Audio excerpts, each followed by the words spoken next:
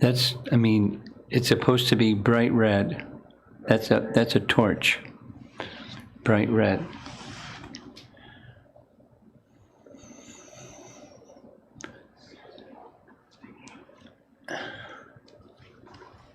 There. There.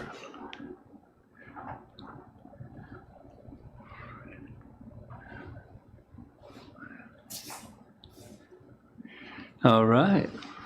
It's almost, whoop, it's almost, right.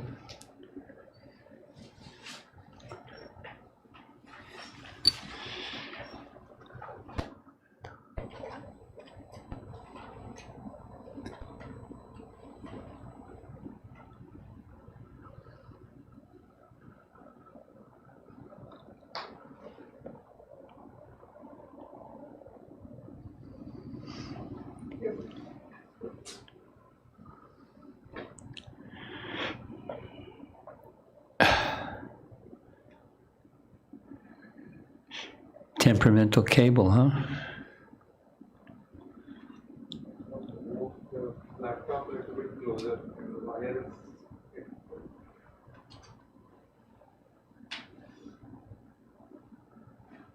You start the slideshow in Guru. It started. It started. Oh, let me do this.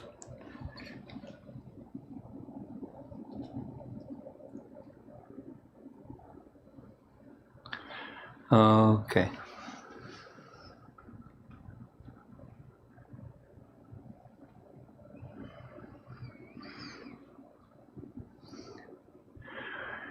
Much better. Are we ready? Yes? Yes, Guru Maharaj. Could we ask on the online to Kamadi, can you hear us okay?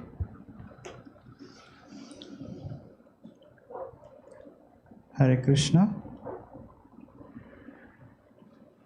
I think we are good. Yes?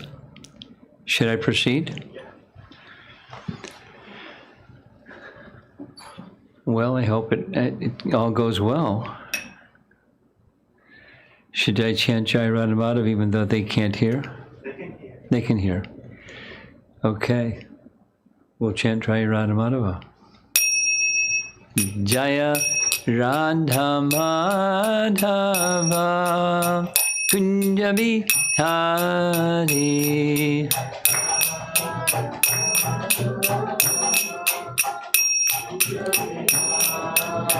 Jaya Radha Madhava Kunja Bihari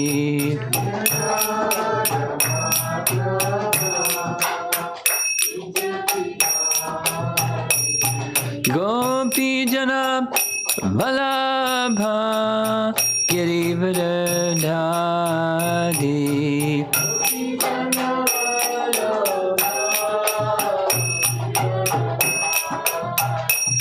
Gopi Jana Vallabha Girivardhari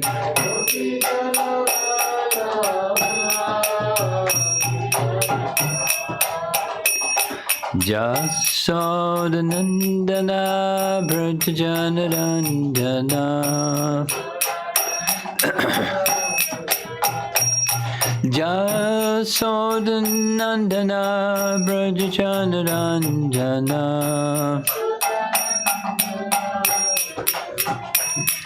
Jamunatiravanam Chadi Jamunatiravanam Chadi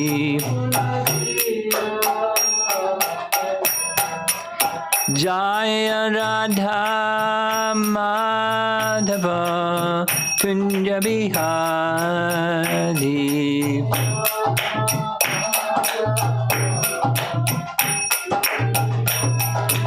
Jaya Radha Madhava Kunja Bihari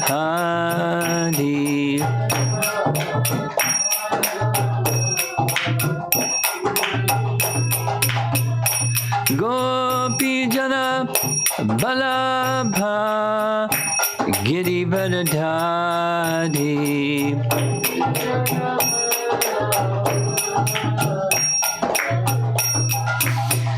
Gopijana Balabha Girivardhari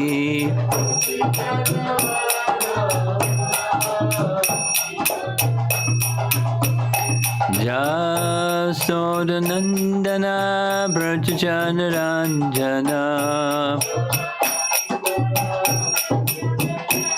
Jasodanandana Brajanaranjana Jamanatira Banam Chadi Jamanatira Banam Chadi Jaya Radha Madhava Kunja Bihari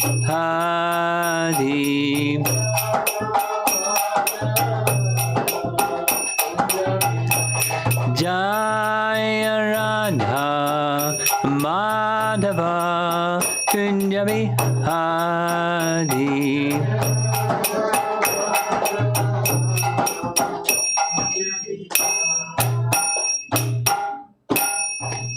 Srila Prabhupada ki Gaur Premanande.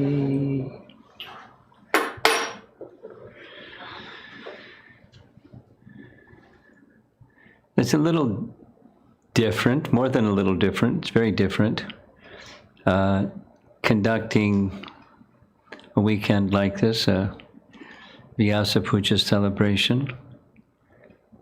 But we'll make the best use of it because we're still together, in virtually at least.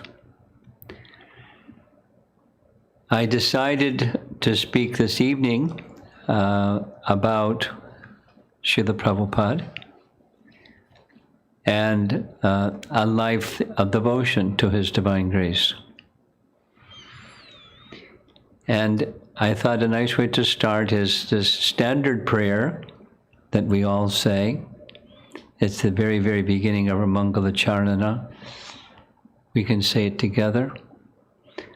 Om Jnana Timirandasya Gyananjala Salakaya Chakshod Unmilitam Yena Tasmai Shri Gurave Namaha.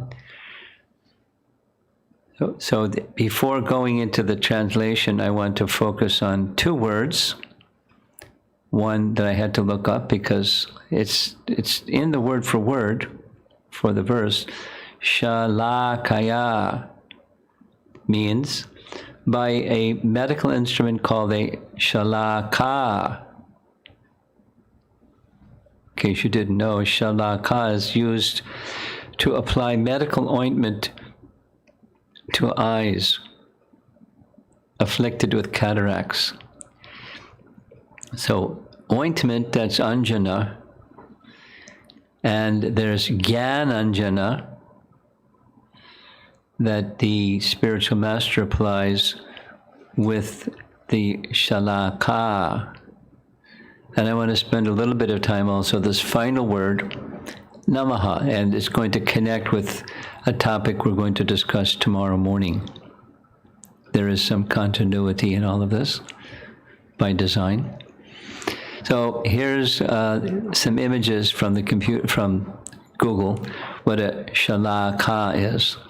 That point apparently is used to administer the ointment that's used medically for people that had cataracts. And something that I find interesting is, must be a very old instrument. I mean, Ayurvedic medicine, because it's a Sanskrit term, shalaka, they must have had cataracts. They must have had some way of addressing cataracts with a shalaka. And the word namaha, we use all the time. It's nice to not just say it, but know what it means. Ma, this is taken directly from Bhakti Sandarbha, Jiva Goswami's Bhakti Sandarbha, as you can see, Anuched 236. And he's quoting from Padma Purana. What is the meaning of Namaha? Ma represents ahankar, and na represents negation of ahankar. Thus, by uttering Namaha, one negates one's independent attitude. The jiva is dependent on the Lord. He lives with dependence. Therefore, one should completely reject the idea of accomplishing by one's own capacity. Nothing is left to be accomplished by the ability of the Lord. That's an interesting translation, isn't it? Nothing is left to be accomplished by the ability of the Lord. I guess that means when the Lord is doing something, there's nothing left for you to do. Everything's accomplished. If you're acting as the instrument without false ego, then you don't have to accomplish anything. You just have to be the instrument.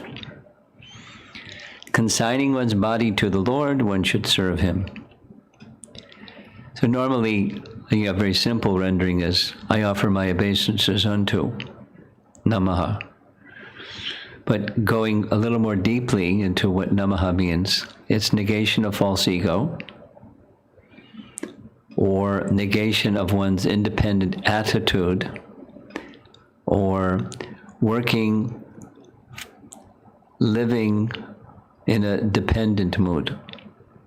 You still do, you still work, you still act, but not resting upon your own capacity, but resting upon the Lord's ability.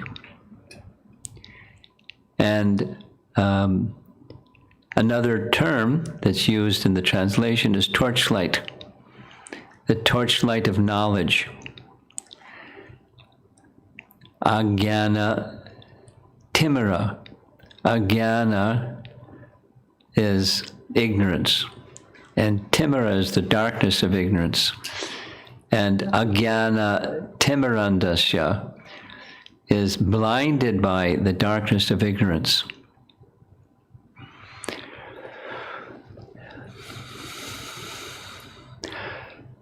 Most of us, most of the people who are in ignorance, because of the influence of ignorance, don't realize that they're in ignorance.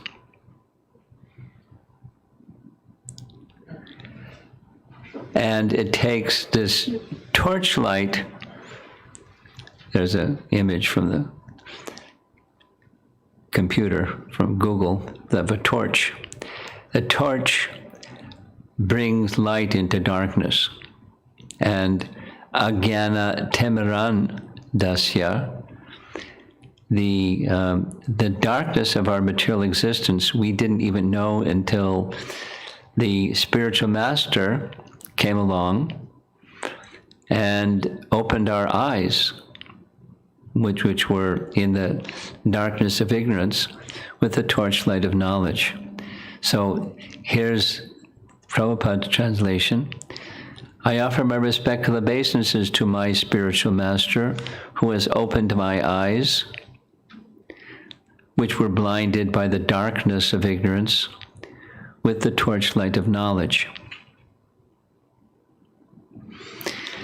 Now there's a very similar verse, as you probably know, in Bhagavad Gita, the last of the Chaturasloki verses, where Krishna speaks of the function of Supersoul, Tesham evanukampartam. Tesham is unto those who, so Tesham is referring to the previous verse, those who are constantly engaged in my devotional service. Krishna gives knowledge by which they can come to me. Then, in addition, to show special mercy, evanukampartam, aham ajnanajam tamaha. Aham, I, ajnana jam tamaha, with the lamp, Jnana Deepena, there's a Jnana Deepa. With a torch of knowledge or a lamp of knowledge, I destroy the darkness, tamaha, born of ignorance, nashiyami. So notice the similarity between the prayer to the spiritual master and what Krishna is saying that he does from the position of Supersoul. It's a special mercy gesture. And that is to say, the spiritual master is the external representative of Supersoul. Not the Supersoul, but the external representative, Kintu Prabhorya Priya Eva Tasya, is very dear to the Supreme Lord, Prabhu, Kintu Prabhorya Priya Eva Tasya, very dear to Krishna. And therefore he serves in the same capacity, or similar capacity, as carrying the torchlight of knowledge. So the knowledge, Jnana, source is the Supreme Person.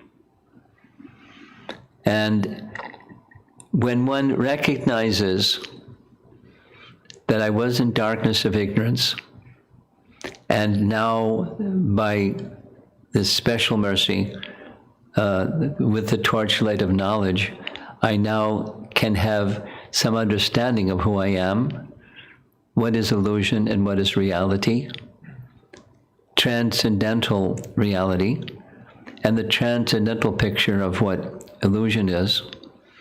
And so this begins. This is the means by which the seed of bhakti begins to sprout. And that seed of bhakti is already within, but the seed of bhakti begins to sprout when one gets the association of the representative of Krishna, Krishna's external representation of the Supersoul within, the manifestation of Krishna, or because there can be many such persons who represent Krishna. And when that awakening takes place, there's something, a natural something that one feels. One of the natural somethings that one feels is gratitude.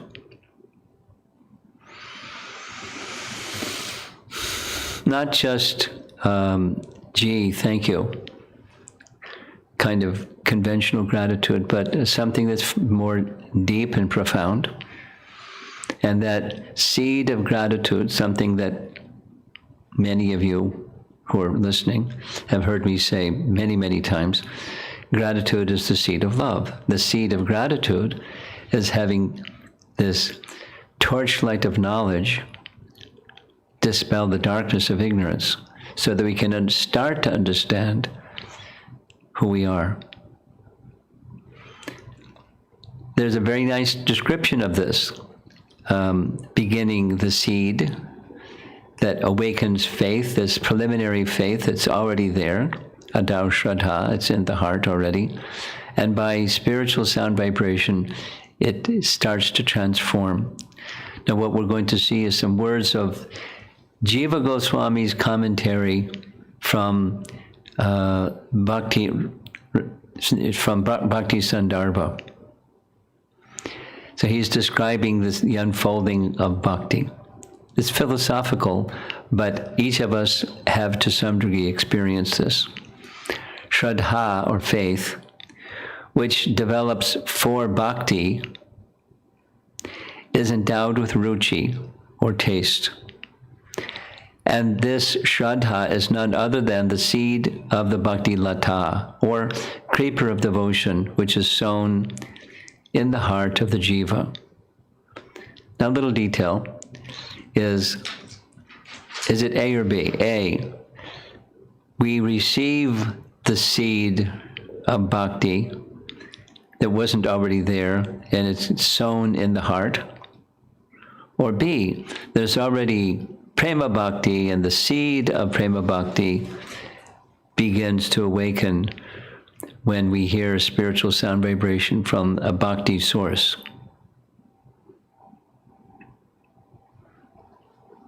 A or B? Well, one can look at it either way, for sure. Within every soul, not just human beings or pious human beings, but within every soul, there's a constitutional relationship with Krishna of his eternal servant. And in the mature stage, the seed stage is one thing, the mature stage is love for Krishna. It's already there in a seed stage. So the sowing of that seed is the awakening of that faith for bhakti. So you can look at it this way, you can look at it that way. It amounts to the same thing. It's already there, it has to be awakened. And specifically, Jiva Goswami is expressing here that faith for bhakti, already there's some ruchi, there's some taste. And he goes on, only when the shraddha, which is endowed with ruchi for bhakti, culminates in the symptoms of bhakti. So that is to say, we're going to have, according to Bhagavad Gita, we're going to have faith in something because it's intrinsic to the soul. So if one doesn't have faith in Krishna, one will have faith according to the modes of nature, and that's Divisions of Faith chapter, Bhagavad Gita. But specifically, Shraddha for bhakti. Shraddha for bhakti. Included in it is ruchi. There's some eagerness, some taste, some enthusiasm to experience and go further. Then the symptoms of bhakti. You know, there's 26 characteristics of a devotee. There's unlimited, but there's 26 principal ones. And Krishna Eka Shanana is the principal one. And what awakens that Krishna Eka Shanana, that's the bhakti, or as this is called Sharanapati. Sharanapati means attaining. Sharana, attaining surrender to Krishna, happens because of the spiritual master. That's Rupa Goswami's teachings. Now this is Jiva Goswami's teachings that don't differ, just explaining from a different perspective. So what I'm attempting to do is rely on our scriptural authorities and our great acharyas to understand what the awakening of a life of devotion to His divine grace is like, what's happening. There's darkness of ignorance. There's the compassionate Srila Prabhupada, who wanted people to not have to suffer unnecessarily, and so he came with the torchlight of knowledge in various forms, with the eagerness to have people open their eyes and understand who they are and understand what's reality and what's illusion. And then some gratitude awakens when one recognizes, wow, we probably all have our moments, like, special transitional moments. It's very common where we realize that, wow, experience, and that there's some deeper sense, not just a superficial, but a deeper sense of gratitude as to what we have received. I had mine, and I've narrated the story. I don't think it's so good to go into it this evening. But at a certain point, I recognized my life has changed. I now have an opportunity to become who I really am. And I felt very grateful. I have profound gratitude. And with that profound gratitude was immediately, not later, immediately, I must do something. Gratitude is not just to say thanks. Gratitude is, we had this whole seminar on gratitude during the winter retreat. It's you do something. Out of gratitude, you want to do something, not exactly pay back as if you have a debt, although it is indebtedness, it's a debt you can never pay back, but you want to give back to that source. And one of the best ways to give back to the source that light has come from or mercy has come from is to receive it fully, and then in turn manifest the symptoms of one who has received it fully. That is, including, as one matures, to extend the same to others. But this, we're at the seed stage here, the sprouting of the seed, and this is the Sharana Apati, attaining shelter. So let's do it again, slowly. A life of devotion to Srila Prabhupada, for me, and for anyone that's part of ISKCON, because we received his mercy for sure, is the darkness of ignorance, darkness born of ignorance, was counteracted with the shining lamp or the torch of knowledge, the torch light of knowledge. With that, some sense of gratitude, having received something, and by the awakening of what you do instead of a life of darkness or illusion is a life of bhakti.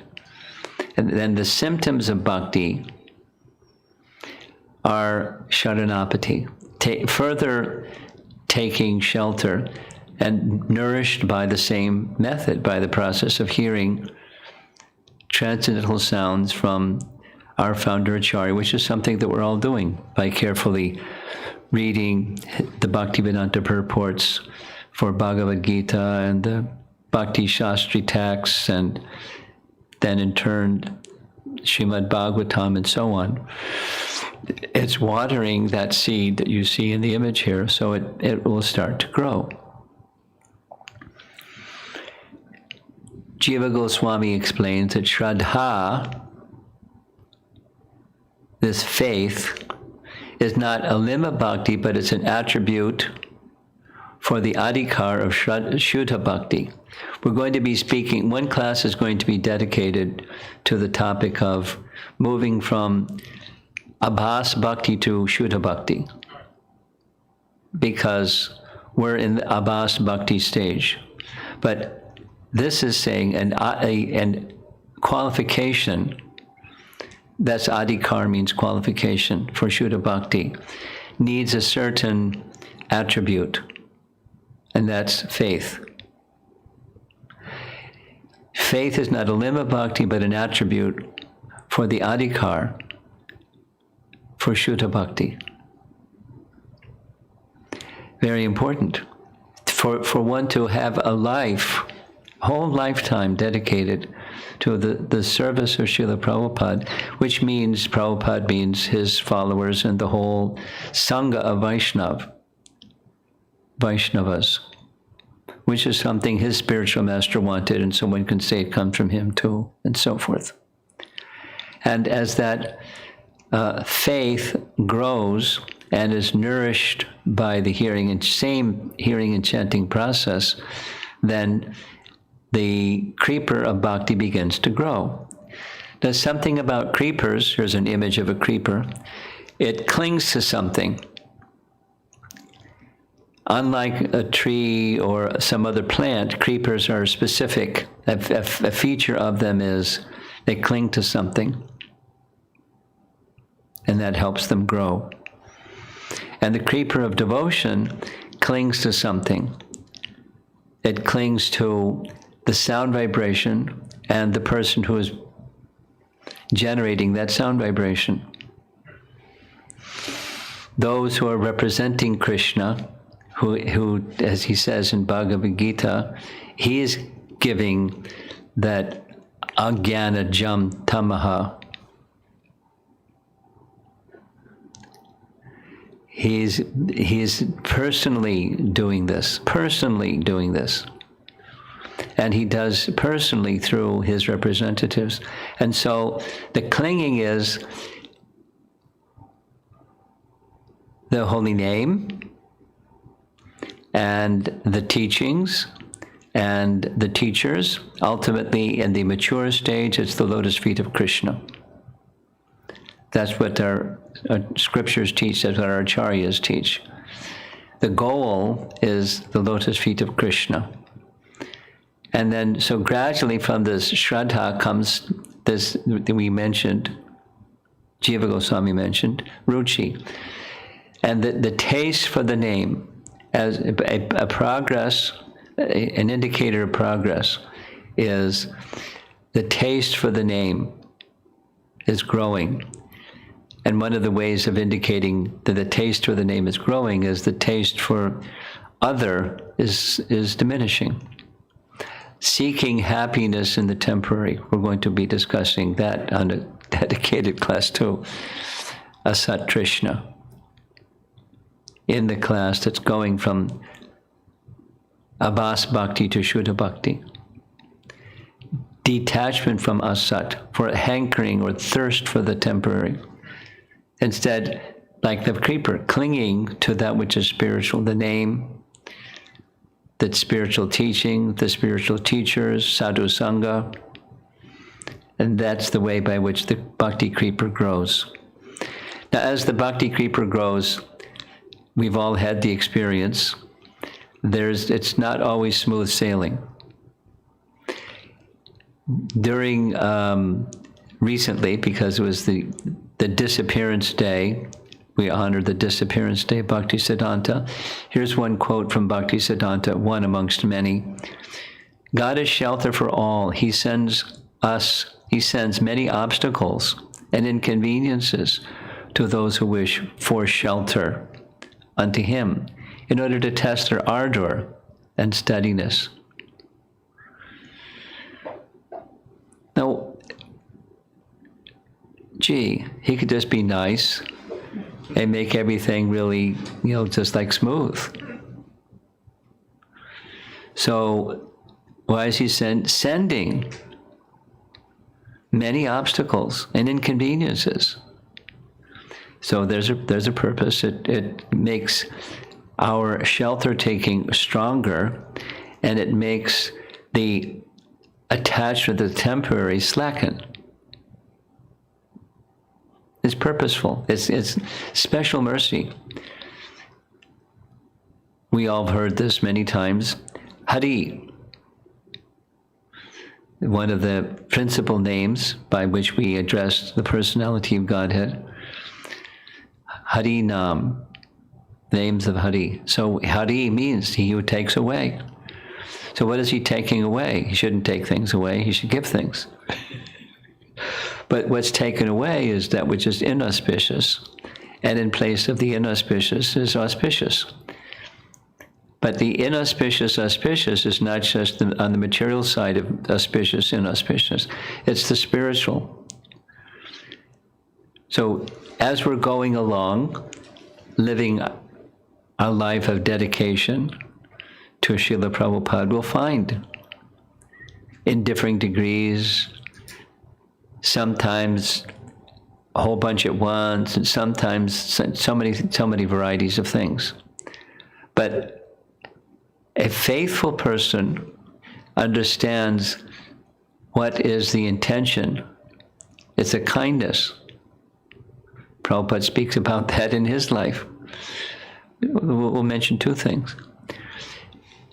On the disappearance day of Bhaktisiddhanta, we played this little 4-minute audio clip of Prabhupada speaking on the occasion of his spiritual master's departure. And he described, he was horrified when Bhaktisiddhanta repeatedly would appear to him in dreams and tell him, please help me. Appealing again and again. What? Give up family life? Horrible. How am I to do this? I mean, he wasn't saying it tongue in cheek. He was saying it, that's really what he felt. How am I going to do this? Mission impossible.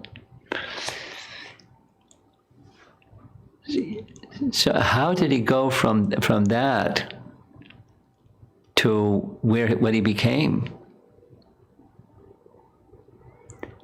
Unless it's just, we can say, well, it's an eternal associate, it was just a pastime, it was really just a pastime. But even if it's just a pastime, or that he actually underwent the full surrender and letting go, it's this. When he finally accepted sannyas, by the insistence of his god brother, Keshava Maharaj, the very day he was gored by the horns of a cow walking in the street. Oh, thanks a lot. Inconveniences, obstacles, tests, and everything that was involved in his coming and fulfilling the instruction of a spiritual master, obstacle after obstacle.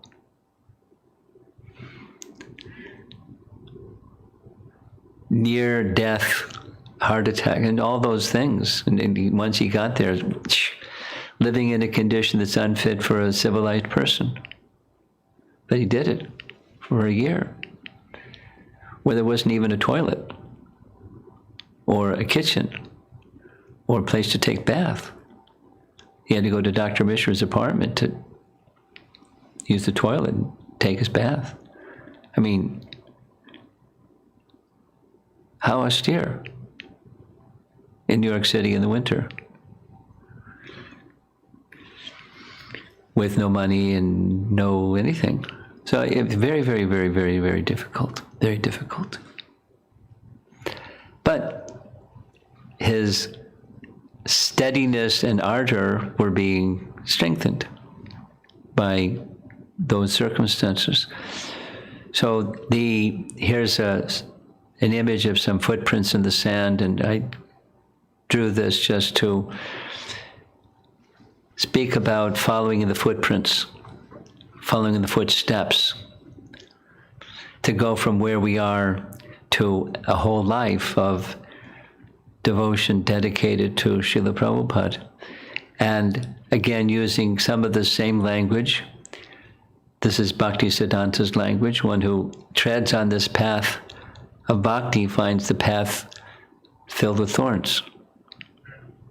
Who's going to work on a path filled with thorns?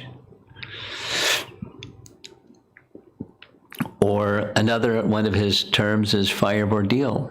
And it's not like Bhaktisiddhanta didn't experience any of these things. He experienced these things also. Fire of ordeal. In Prabhupada's words in the Bhagavatam, an atmosphere is surcharged with opposition, so you keep going anyway. Atmospheres are charged with opposition, keep going anyway, because you're following in the footsteps of Srila Prabhupada. And then, internal contaminations or anarthas or some unwanted things, and thing after thing after thing, and you continue on the path of bhakti, following in the footsteps of our founder Acharya, just exactly as he did. He followed in the footsteps of Bhaktisiddhanta, and we're following in the footsteps of Srila Prabhupada. There's a nice little passage in this biography about Jamuna's life, where she expresses, she didn't write the book, but she expressed one time when she was in a morning walk in London, early in the morning with Srila Prabhupada, like we see here, it's just Prabhupada and Jamuna. So in this particular morning, she was walking behind Prabhupada, and it was fresh dew on tall grass as they were walking through some field or something. And she expresses that I was thinking, wow, this is perfection of life. I can just follow in the footsteps of a pure devotee, literally. So she was trying to put her feet exactly where Prabhupada put his feet, and she couldn't see where he put his feet. Then she looked behind herself, and she could see exactly where she put her feet, because there was marks in the tall grass. So then she got up enough her nerve and asked Prabhupada, how come when you're walking like this, I can't see where your footprints are, but I can see mine? And Prabhupada's immediate reply was, someday you will understand. That's all he said. And I saw a little short video of one devotee in Australia, had almost exactly the same story,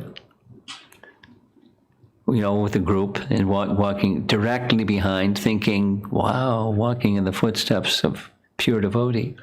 This is perfection of life. But then he noticed there's no marks where his footprints were. Now, I don't know this devotee. I know Jamuna, and Jamuna doesn't make stories. And I don't know this other devotee, so I can't say. But for sure, it was a point of amazement. So how do you follow in the footsteps when you can't even see the footsteps? Well, it's a principle, and the lotus feet of the spiritual master are worshipable by the devotee. Some of you may know Kaladri. He tells a very nice story. If you see him, you can ask him. Next time you see him, you can ask him, please tell us the story of making the mold for Prabhupada's lotus feet. Because in all of our temples, at our Chicago temple, for example, right below the Vyasa san, there's this impression of Prabhupada's lotus feet. So what he did is he brought from the Vrindavan a soft clay, very soft clay, and asked Prabhupada's permission when he got to Vrindavan if he could make an impression so they could make molds of this for the world of ISKCON. Prabhupada agreed, and he held Prabhupada's feet one by one in his hands and pressed them firmly into the soft clay so it made an impression. And then when it hardened, they used it to make the impression of Srila Prabhupada's lotus feet. He said it was really thrilling, just holding Prabhupada's feet like that. And when you're following Srila Prabhupada's lotus feet, you're also going to be a follower of Rupa Goswami, because he's a follower of Rupa Goswami. And we are all using his term, Rupanugas. We're followers of Rupa Goswami.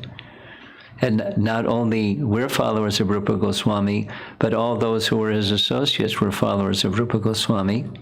Here's a very nice verse that you'll find when you visit Ter Kadamba. Ter Kadamba is a place in Vrindavan where there's a grove of Kadamba trees, thus Ter Kadamba.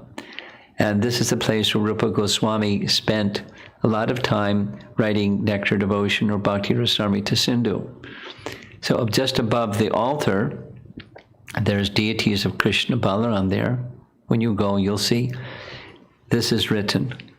Adadanas Chanandam Tayar, Idam Yache Punak Punak, Srimad Rupa Padam Boja, Duli Sham Janma Janmani. It's written by Raghunath Das Goswami, where he says, taking grass between my teeth, I pray repeatedly that I may become a speck of dust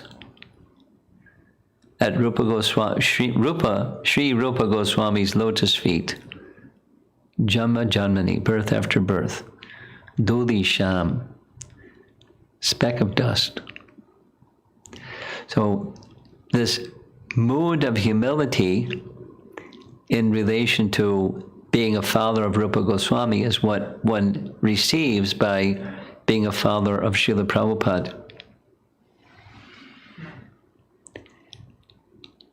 In the teachings of Rupa Goswami, which are the teachings of Lord Chaitanya, which are the teachings of Srimad Bhagavatam, he is teaching to achieve that gift which Lord Chaitanya wanted to give, which is Braja Prem.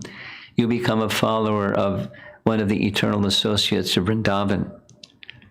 One of my godbrothers, Tamahar, said, he was present when Prabhupada was asked, how do we follow one of the eternal associates of Krishna in Vrindavan? And Prabhupada's answer was, I'm a resident of Vrindavan.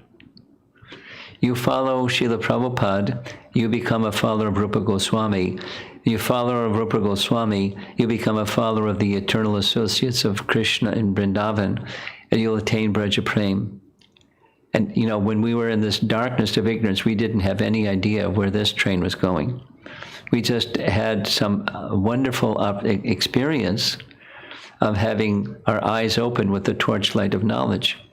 And as we continued, it grew more and more wonderful. A starting place for all of us, or most of us, probably all of us, was the chanting of the holy name, to connect with Krishna through the chanting of the holy name. And it's the beginning, it's the middle, and the end. Now, I did a little research before this evening, and I couldn't find the person who shared this following, but it's, I remember it distinctly. So unfortunately, I can't give the chapter and verse or the actual experience, but in principle, because I thought it was Giriraj Maharaj, but he said, I don't recall this particular expression, but it sounds right. So Prabhupada was chanting with one devotee early in the morning, and they were chanting together very vigorously. All of a sudden, Prabhupada stopped, and he lifted his beads from his bead bag, held them in the air, looked at them, and said something to this effect: one day there may be no temples. One day there may be no devotees, but there will always be the holy name. And in another circumstance, someone reported something similar. It's not cross-verified, but it's in principle it makes sense. The shelter of the holy name should be for us such that the facilities that we presently have, Prabhupada was explaining, the facilities that we presently have may not be there sometime in the future. Perhaps, he didn't elaborate like this, but perhaps we'll have to go somewhere where there aren't devotees. I know there are some devotees where there aren't devotees. So how do you get association? You make devotees. You do what Prabhupada did. You follow in the footsteps, and you take with faith in the chanting of the holy name. That's how Prabhupada began the Hare Krishna movement, with faith in the holy name and the teachings of Bhagavad Gita and Srimad Bhagavatam. And similarly, I was told, and I can't remember who said this, same thing about his books. One day there may be no temples, no devotees, but there will always be my books. That is, he was leaving behind something that would last for generations. And this famous 10,000 years, his teachings will be guiding light for 10,000 years. So when the temples are gone, we still have Bhagavad Gita. Now, from 1968, which is when Macmillan Company first published Bhagavad Gita, until today, do you have any idea how many Bhagavad Gitas worldwide have been published and sold? That's a big number. It's an estimate because the book, the tallying wasn't done so carefully in the earlier days, but 58 million Bhagavad Gitas. Given the population of the world, or it's not a gigantic number, but it's a gigantic number. 58 million Bhagavad Gitas. Nothing touches it from any other edition of Bhagavad Gita. And that's light. That's how, for many of us, light came into our lives through the message of Bhagavad Gita. But not just the message of Bhagavad Gita as it is. I can say I personally read 7 translations of Bhagavad Gita, none of which made any sense to me. I couldn't understand it. And then number 8 was Bhagavad Gita as it is, and here I am. so many years later, a life of devotion and service to Srila Prabhupada because of Bhagavad Gita as it is. At least that's how it started. And then there's, of course, Srimad Bhagavatam. And just this year, 2020, past year, 25,000 estimated sets of Srimad Bhagavatam were sold worldwide. Now that's a lot of light in this dark age of Kali. Now, how many people have opened the volumes? Many have not. But still, just having it sit on their shelf, it's more than auspicious. It's transcendental dimension. As we know, it's brilliant as the sun.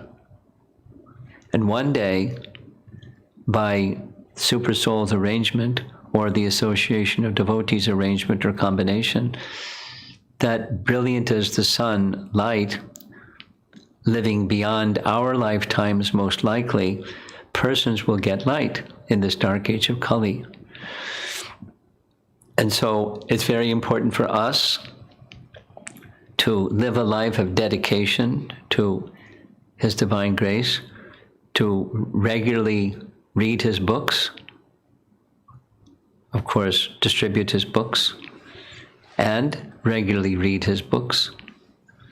And from regularly reading His books, that's on the receiving end. And we all know from our experience, when you try to explain to others and share with others, you learn more than just by reading. You have to begin by reading or receiving. But when this practice of giving Krishna Bhakti to others through the same teachings, however it's done, there are different formats and methodologies, but it's our life. It's part of a life of devotion, a life of devotion to our founder Acharya, along with the thorns on the path and the fires of ordeal and the obstacles and difficulties that are sent our way to test our steadiness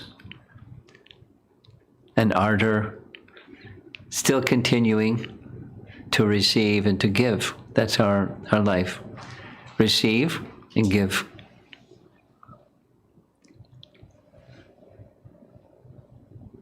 And we're in the care of, at the end of the day, at the end of each day, we're under the care of our founder Acharya, Srila Prabhupada. And that's the inspiration that those who continue on the path of devotional service largely must have, is this strong faith and sense of shelter and protection from the teachings of our founder Acharya. And of course, that means his sincere, earnest, and honest, and true representatives. That's part of the shelter of Srila Prabhupada. Going forward in generations to come. So that's the topic that I want to discuss for this evening. A life of dedication to Srila Prabhupada. Dedication of service. So let's see if there's some comments or discussion. Oh.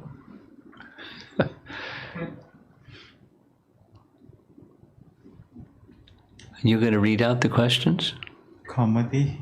Huh? Okay. Kamadi is okay. Read out.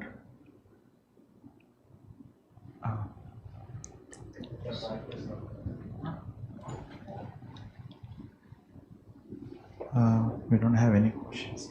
Okay. Anything in the room? Any discussion? Yes, over here.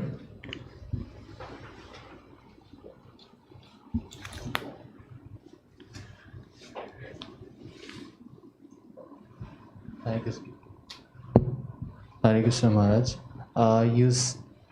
There was that point mentioned, like there might be no temples, no devotees, but there will be holy name.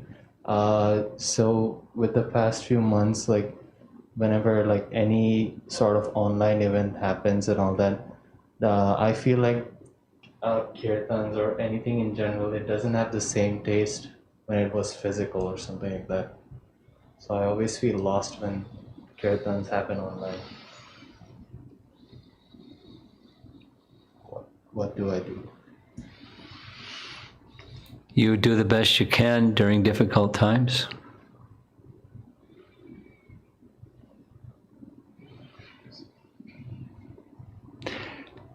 Count your blessings. At least you're in a warm apartment and you have health and you have family and you have friends. You know, some persons don't have the resources that you have, so you count your blessings. And when that period of time comes when you can again have kirtan, live kirtan and live worship and so forth, you'll probably appreciate it a lot more. So in between now and then, you're accepting of your circumstance. You count your blessings, stay healthy. Because those that contract COVID, it's really not nice.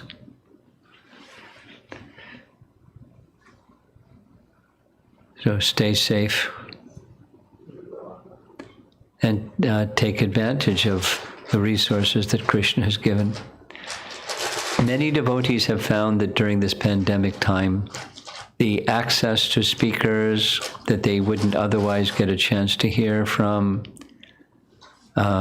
reading groups that they otherwise wouldn't be taking part in, and so many, there's, with the part of acceptance is see what's the plus and take advantage of the plus to help you get nourishment in your life of devotion to Krishna.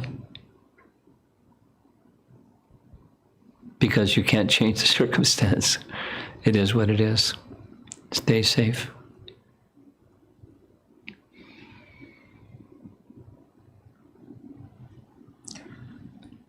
Anyone else? Yes? Hare Krishna, Guru Maharaj. Could you please explain, I did not understand, when Shraddha which is endowed with Ruchi for Bhakti. I did not understand that because I used to always think that for Ruchi and for Asakti or Nishtha, we have to work hard. And you said that... I don't understand what your question is. Should I go back to the slide? Yeah, I did not understand that point. Shraddha which develops for Bhakti is endowed with Ruchi. I do not understand. Well, this is Jiva Goswami's language. Let me just go back.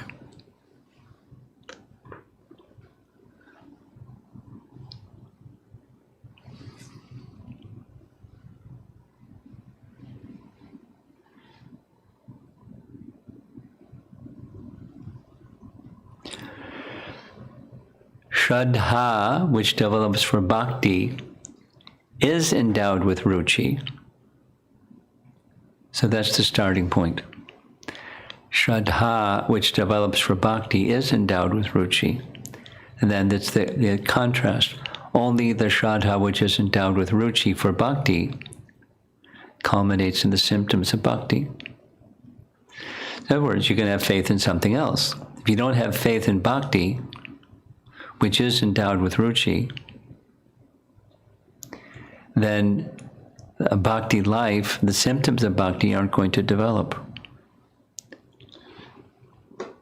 Someone can be a ritualistic individual. If they really don't have faith in doing for Krishna, then the symptoms of one who lives their life for Krishna is not going to manifest.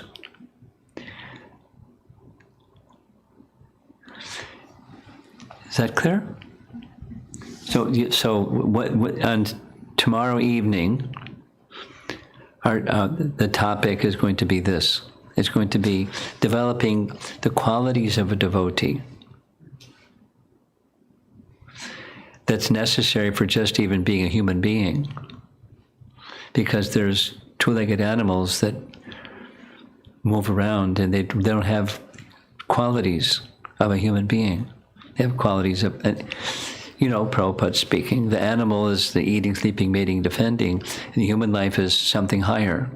And if one is just doing those things in a polished manner, it's animal life, polished animal life. And so the higher is targeting towards the personality of Godhead, and then good qualities manifest naturally. And so that's our topic tomorrow evening. But the symptoms of bhakti, that's the character, the other 25 qualities of a devotee, follow the one. Krishna Eka Sharana. You follow? Now is it clear? Okay. Also, Something else. yeah. Can you explain Sharanagati and Sharanapati? Yeah, it's apati, as you see on the slide, apati is attaining, and agati is moving towards.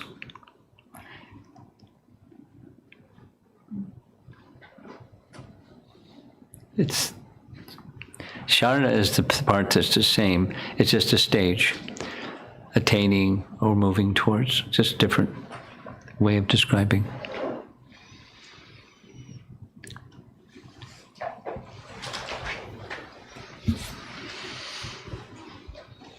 think I will read out Guru Maharaj the questions. You okay? Fine.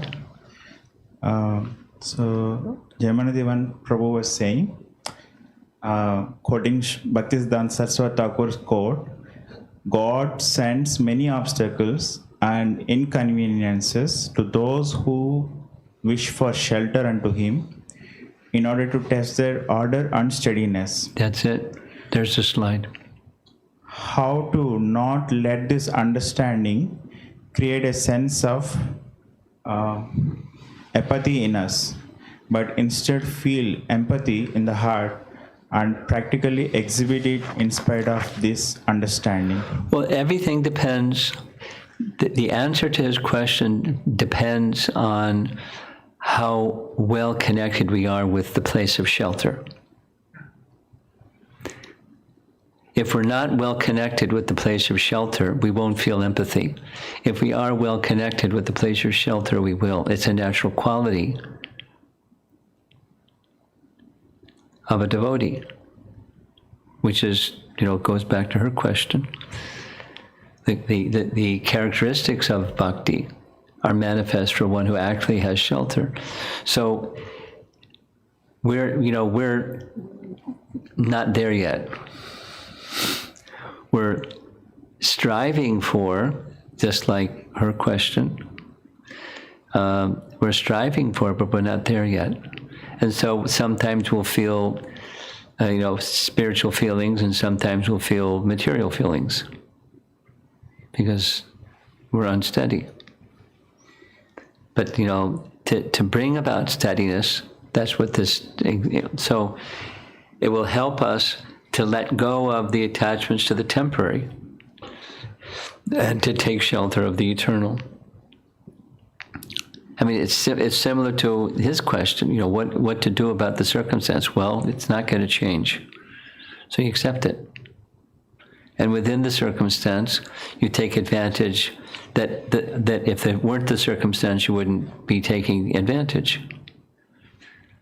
And you get nourishment that way, and then you have another way of nourishment after this thing is over. This question was actually Shri Radhika Mataji. Okay, fine. Jivan Fine. Prabhu. Fine. And then Gunchan Bharadwaj asks, Hare Krishna Guru Maharaj. Okay. Very often, unfortunately, in this material world, we fall into the cycle of falling out of the connection. The cycle of what? Falling out. Falling out. Yes. Okay. And falling out of the connection by omission or commission, Yeah, okay. such as in this pandemic time, Yes. how do you bring back the connection, especially to connect with your spiritual father? It is difficult given we are not able to see our spiritual master. By sound. That's how. I am making this, me personally, you're a disciple. I am personally, for the past 4 months, without fail, every morning, every evening, every morning, every evening, every morning, every evening. And if you're busy doing other things during that time, you can hear the recordings as much as your time permits. And that sense of, and just like you're doing right now, the question-answer interaction is, you're not in the same room, and it's not, as was stated, it's not the same, but it's connection, the connection through sound. And we're exploring important teachings for a life of a devotee to understand and to apply. Like, for example, I got a lot of feedback from the winter retreat topic of gratitude. It's very appropriate for the lives of devotees. Gratitude in difficult times. Gratitude in difficult times. And so, as you're falling out, as you say, or you may find yourself or you find a friend falling out, then to keep that connection, it's through sound. And you do what you do in service to Guru and Krishna, in your occupation, in your family life, and so forth. You make that connection in terms of the activities that you do them for Guru and Krishna. And you keep that connection vibrant through sound. Consider, Gulshan, when was the last time I associated with Srila Prabhupada? Good number of years ago. This is 2020, and Prabhupada left in 1997. So I haven't had his personal association in a long time. But there's sound. And I listen to his recorded lectures thrice daily, minimally, and read his books. So, there's opportunity. We all have busy lives, but the opportunity of staying connected is there. When there's a will, there's a way, and you'll find the way, I'm sure. Kishore Prabhu was asking, following footsteps of spiritual master, does a devotee has to undertake sannyas order of life in the path of devotional service? Well, depends on how old you are. But that's not the meaning of following in the footsteps. Following in the steps is living your life according to the teachings and principles given. That's following in the footsteps. There are multiple questions from YouTube. This question is from Prasad Raval. Srila Prabhupada said his books are good for next 10,000 years. Yeah. What should we do so that we can conserve at least few copies of Bhagavad Gita after 10,000 years? Well, take birth again after 10,000 years and keep them in a storage room, and then you can go distribute them. Hare Krishna. He continues, Shraddha not being limb of bhakti, but the attribute of bhakti. Can you please elaborate on that? Well, it's not exactly an attribute of bhakti. That's not what it says. It says, here we go. It's an attribute for the adhikar. So you don't, get it, what's being said by Jiva Goswami. There's an adhikar, or a qualification, for Shuddha Bhakti. So one of the attributes or features of the adhikar for Shuddha Bhakti is Shraddha in Bhakti itself. It's so faith. You won't get to Shuddha Bhakti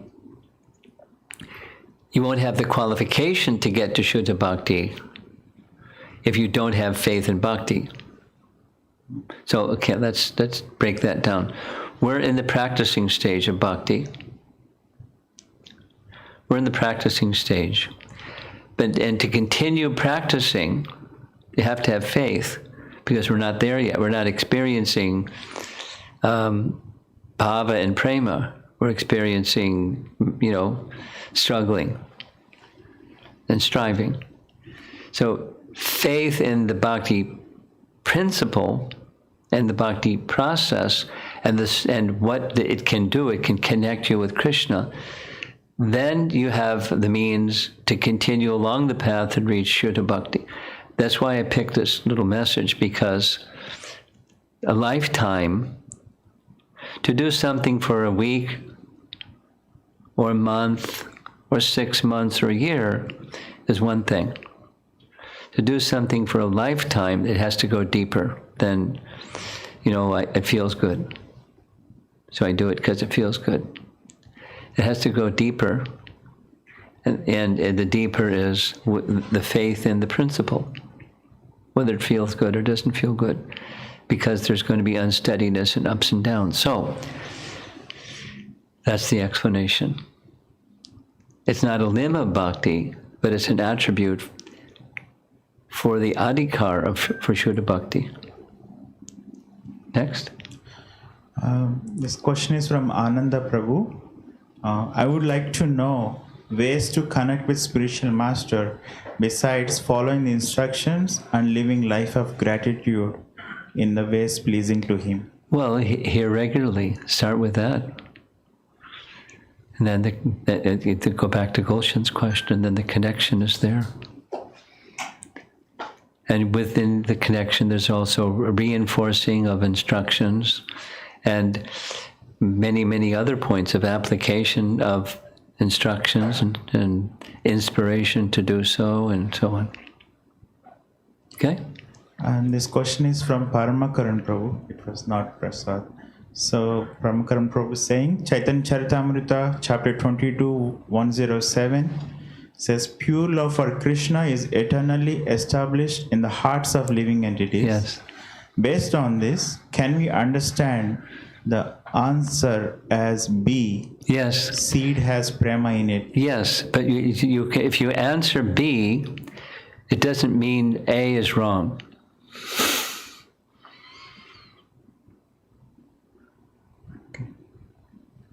Okay. Amara Mataji was asking, thank you so much for this heartfelt and heart-touching sharing. What's the difference between gratitude and conviction with regard to a lifetime of devotion? What's the difference? Well, you know what conviction is. Dridha vrata, very determined. I have a deep conviction to follow. And gratitude is the feeling of, I've received something very wonderful. That's and I want to reciprocate. That's the difference. And she has a second part, which says, what dilutes the deep feelings of gratitude that we are able to feel from time to time in our journey? Symptoms? Dilutes. What is the thing that dilutes the feelings of gratitude? Dilutes the feelings of gratitude. Conditioning, complacency. I'm feeling okay, so now I don't have to, I can just relax and enjoy. Material conditioning, complacency. This question is from Prakash Govindan Prabhu. Hare Krishna, dear Guru Maharaj, what's the best way to follow in your footsteps? Well, that's what I've been speaking about. You follow in watch me, how I follow Prabhupada, and you, as best you can understand what that looks like, you do that. This question from Sucharita Mataji. In Andhra Pradesh, in India, some miscreants are vandalizing the deities in the temple. Really? Trying to In Andhra? vandalizing the... In Andhra? Andhra. They're vandalizing deities and temples in Andhra? That's what she's telling. I'm surprised. In the name of trying to follow Srila Prabhupada. I don't know anything about this. I'm sorry. And this question is from Venkat Chiluka.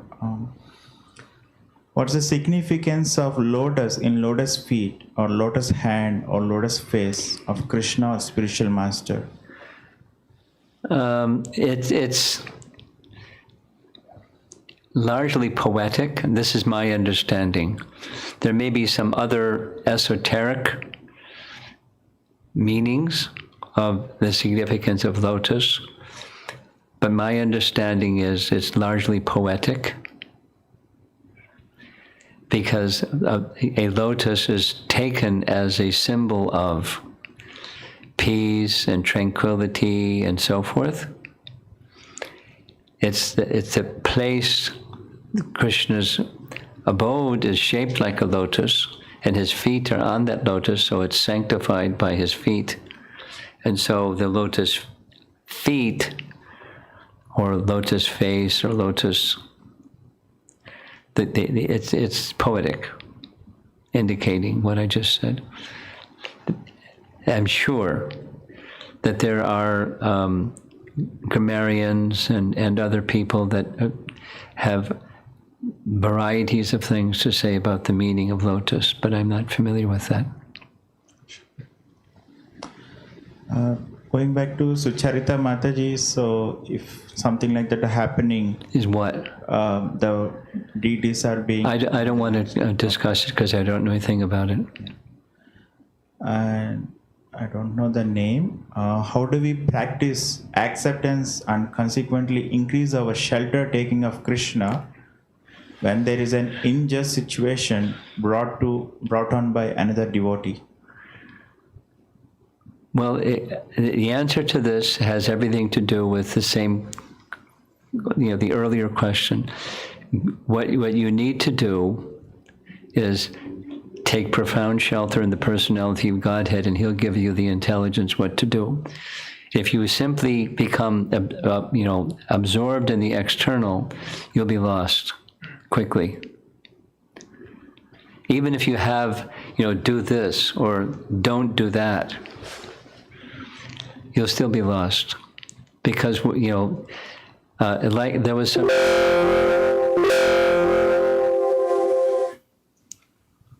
There was some discussion with one devotee about. We're okay? Yes, sir. About injustice.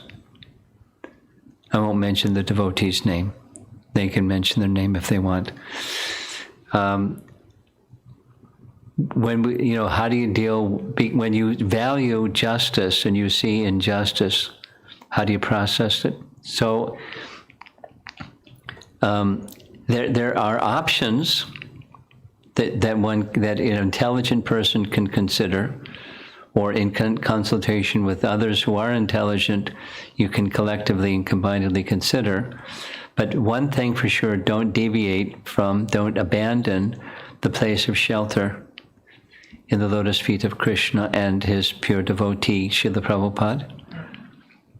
Never deviate from that position. And then once you're there in that place of shelter, then you can consider what options are available to you in dealing with the injustice, or at least, perceived or real injustice. And then it depends on what the injustice is and all the other details of circumstance. Amara Mataji, she has another question. Is thinking of obstacles while considering a service an indicator of lack of gratitude? No, it can be intelligence. Sucharita Mataji was asking, why could Her Grace Yamuna Mataji not see Prabhupada's footprints? Prabhupada said to her, you'll understand this after some time. He didn't say why. Okay. You have to ask Prabhupada. This question is from... He's transcendental. And exactly what that means, you have to ask him. This question is from Sarala Mataji. Maharaj, as you mentioned, you have studied Bhagavad Gita in 9 different versions. Which version exactly resembles the Vyasa Maharshi's illustration of Bhagavad Gita? So you got the number wrong, but that's okay. What Prabhupada said about Bhagavad Gita without purport, he said most Bhagavad Gitas, the verse by verse is pretty much the same. Because it's very simple Sanskrit. So verse by verse is pretty much the same. But it's the commentary that differs. So without having proper commentary, one isn't going to understand Bhagavad Gita. So the proper commentary is one that follows disciplic succession. And Vyasadeva is in our disciplic succession. So take it from there. And this question is from Narahari Prabhu, or Soumya Mataji. Hare Krishna Maharaj, Srila Prabhupada says, chant and be happy. Do one have to practice Bhakti Yoga for a long time to experience that? No. You could practice chanting for a long time, making offenses, and you won't feel the happiness. And one can chant in a short time without making offenses and feel great happiness. No, there's different experience for different persons. It's not just Krishna may, in other words, Krishna may show some special mercy. I'm thinking, as we're speaking, I'm thinking of a 9-year-old girl who, when we went to their home, her mother was appreciating how her 9-year-old daughter gets up really early in the morning before everybody else in the house gets up, and she does her chanting, and she likes it, and it helps her do all what she has to do in school and schoolwork and this and that, and without it, it's like not the same. So it's not like she's a pure devotee or something. She's just getting some mercy, and the taste does come from purification, but purification doesn't necessarily take long time. Purification is based upon our attentiveness to that to bringing the faculty of attention to the sound of the name. Then purification takes place quickly. Difficulty is we're distracted, so attention doesn't go to the name, it's all over the place. I think that's all the Okay. questions. Okay, thank you. Hare Krishna. There is an announcement. Oh, Announcement by Comedy. Comedy, you said you want to share your screen?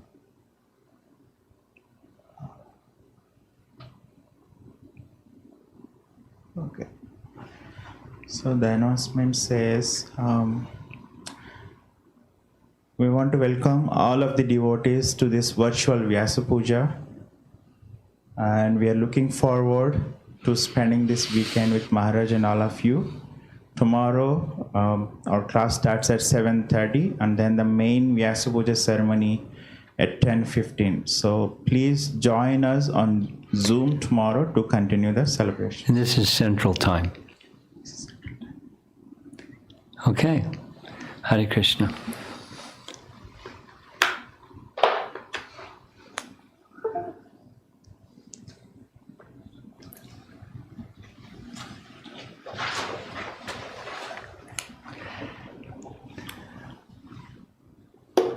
It's definitely not the same.